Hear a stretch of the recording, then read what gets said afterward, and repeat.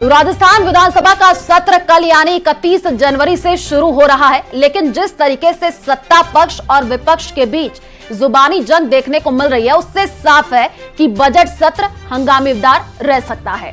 देखिए report. Reel बनाने के लिए कुंभ में बीजेपी के नेता जा रहे हैं। डोटासरा जी की टिप्पणी पर मैं क्या बात कहूं, उनको इस तरह का फोबिया हो गया है। बजट सत्र से पहले नेताओं में जुबानी जंग। आज यहां पर राजस्थान के अंदर 12 महीने से कोई किसी तरीके का काम नहीं हो रहा है। वो तो रोजगार उपलब्ध करवाने के काम कर रहे हैं, मुद्रास्फीति को कंट्रोल करने का काम किया। राजेंद्र राठौड़ के बयान पर डोटासरा का पलटवार। अभी उनको नहीं बोलना चाहिए, उनके दिन अच्छे नहीं हैं, नहीं बोलना चाहिए। मैं नहीं बोलूंगा, मेरे बड़े भाई हैं। डोटासरा जी की टिप्पणी पर मैं क्या बात कहूं, उनको इस तरह का फोबिया हो गया है। मंत्री जवाहर सिंह बेढ़म का टीकाराम जूली पर निशाना। मुंह में राम और बगल में छुरी की जो एक कहावत है, अगर वो कहीं चरितार्थ होती है तो बीजेपी के द्वारा चरितार्थ की जा रही है। टीकाराम जी खुद ही मुद्दा है, क्या करेंगे। विधानसभा सत्र से पहले सत्ता पक्ष और विपक्ष में जमकर बयानबाजी हो रही है। नेता एक दूसरे के वारों पर पलटवार कर रहे हैं। विपक्ष अलग अलग मुद्दों के सहारे सत्ता पक्ष को घेर रहा है। ऐसे में नेताओं के तेवरों में साफ है, विधानसभा में विपक्ष सरकार को घेरने की रणनीति बना चुका है, जिसका असर सत्र के दौरान साफ दिखेंगे। कांग्रेस पीसीसी चीफ गोविंद सिंह डोटासरा एक तरफ कुंभ में भगदड़ के लिए बीजेपी नेताओं को जिम्मेदार ठहराते दिखे, वहीं राजेंद्र राठौड़ के फोबिया वाले बयान पर भी पलटवार किया। रील बनाने के लिए कुंभ में बीजेपी के नेता जा रहे हैं, भगदड़ मच रही है, वहां पर सरकारें व्यवस्थाएं नहीं कर पा रही हैं, लोगों की मौत हो रही है, जान गंवानी पड़ रही है। हम सबके लिए गर्व का विषय है महाकुंभ, लेकिन व्यवस्थाएं करना सरकार का काम है। और ये जो वीआईपी प्रोटोकॉल मंत्री, मुख्यमंत्री बार बार जाग करके रीलें बना रहे हैं, इससे वहां पर अव्यवस्थाएं हो रही हैं। अभी उनको नहीं बोलना चाहिए, उनके दिन अच्छे नहीं हैं, नहीं बोलना चाहिए। मैं नहीं बोलूंगा, मेरे बड़े भाई हैं।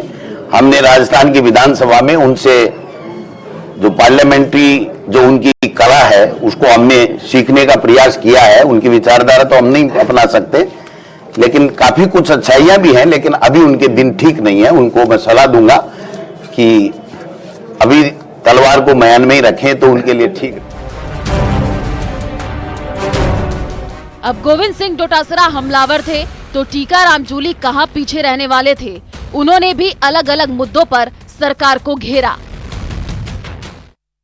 क्या गरीब के लिए, दलित के लिए, शोषित के लिए, पीड़ित के लिए, महिलाओं के लिए सरकारों ने कोई निर्णय लिए हैं, या कि सिर्फ धर्म और जाति की राजनीति करके सत्ता पे आसीन हो गए और रोजाना जनता पे टैक्स लगाकर, गुमराह कर बयानबाजी कर अपने जो नीति है उनको ही स्थापित करना चाह रहे हैं। विपक्ष सत्ता पर विपक्ष मुद्दा विहीन होने का आरोप लगा रहा है। ऐसे में डिप्टी सीएम प्रेमचंद बैरवा और गृह राज्य मंत्री ने कांग्रेस के आरोपों का जवाब दिया। अच्छी तैयारी है सरकार की, बजट सत्र की बहुत अच्छी तैयारियां हैं और निश्चित रूप से हर चीज का जवाब है। ऐसा है जो अभी ये 10-11 महीने 13 महीने हो गए माननीय यशस्वी मुख्यमंत्री जी के नेतृत्व में सरकार जो कितने आयाम छुए, निश्चित रूप से आगे भी माननीय भजनलाल जी शर्मा के नेतृत्व में राजस्थान विकास की ओर बढ़ेगा। टीकाराम जूली साहब को पता नहीं है कि उनकी सरकार में देश का 18% साइबर क्राइम था हमारे क्षेत्र में, उसको हमने 1 साल के अंदर अंदर में 4% से नीचे ला दिया है। टीकाराम जी को पता नहीं है कि उनके राज में गौकसी की गौतस्करी की घटनाएं सरेआम होती थी और उनके ही जनप्रतिनिधि उनको गौतस्करों को संरक्षण देते थे, जिसको हम घटाते घटाते जीरो के कगार पर ले आए। शुक्रवार से विधानसभा का बजट सत्र शुरू हो रहा है। सरकार की कोशिश है कि सत्ता पक्ष और विपक्ष आपसी सहयोग से सत्र को चलाएंगे और जनता से जुड़े प्रस्तावों को पास कराया जाएगा। लेकिन नेताओं के ये तेवर साफ इशारा कर रहे हैं कि विधानसभा में विपक्ष सरकार को घेरने की तो सत्ता पक्ष पलटवार की मुद्रा में रहेगी। Bureau report, news 18 Rajasthan.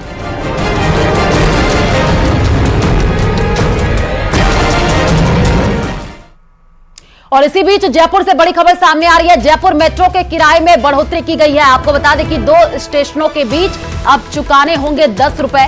पहले 2 स्टेशनों के बीच यात्री को 6 रुपए चुकाना होता था। अब जयपुर मेट्रो प्रशासन ने मेट्रो के किराए में वृद्धि की है। 3 स्टेशन से 5 स्टेशन के बीच अब 15 रुपए चुकाने होंगे। 6 स्टेशन से 8 स्टेशन के बीच 25 रुपए जो है किराया होगा। मानसरोवर मेट्रो स्टेशन से छोटी चौपड़, बड़ी चौपड़ के चुकाने होंगे अब 30 रुपए। तो बड़ी जानकारी आपको दे रहे हैं। हालांकि स्मार्ट कार्ड से यात्रा करने पर यात्रियों को 10% की छूट जरूर मिलेगी। जयपुर से ये बड़ी जानकारी। जयपुर मेट्रो के किराए में बढ़ोतरी की गई है, ये बड़ी जानकारी आपको दे रहे हैं। आपको बता दें कि अब जयपुर मेट्रो प्रशासन ने मेट्रो के किराए में वृद्धि की है। 3 स्टेशन से 5 स्टेशन के बीच अब 15 रुपए, 6 स्टेशन से 8 स्टेशन के बीच 25 रुपए किराया देना होगा। कांग्रेस विधायक मुकेश भाकर ने विधानसभा अध्यक्ष देवनानी से मुलाकात की है और उनसे निलंबन पर चर्चा की, जिसके बाद यह बताया जा रहा है कि मुकेश भाकर के निलंबन पर सहमति बन गई है। हालांकि अभी निलंबन वापस लेने पर ऑफिशियल आदेश नहीं आया है। इसके साथ ही कांग्रेस विधायक दल की बैठक में शामिल हुए।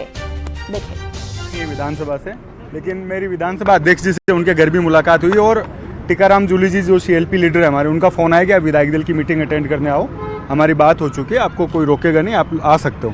तो अभी ऑफिशियल लेटर आना बाकी है, पर दोनों पार्टियों के बीच गतिरोध टूटे और जनता के मुद्दों पर अंदर बात हो, उसको लेकर क्या बात हुई है वो अभी तो ऑफिशियल को लेटर आने के बाद ही पता लगेगा।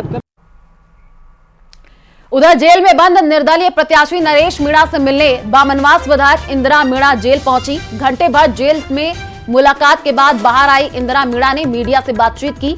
इंदिरा मीणा ने समरावता कांड को लेकर विधानसभा में हंगामा होने के संकेत दिए हैं।